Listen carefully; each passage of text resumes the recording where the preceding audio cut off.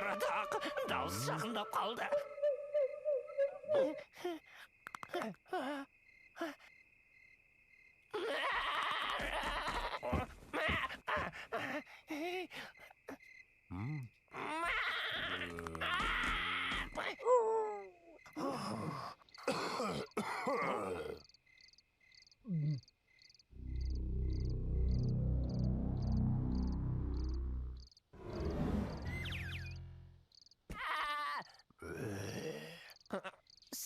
Сәлем, жігіттер.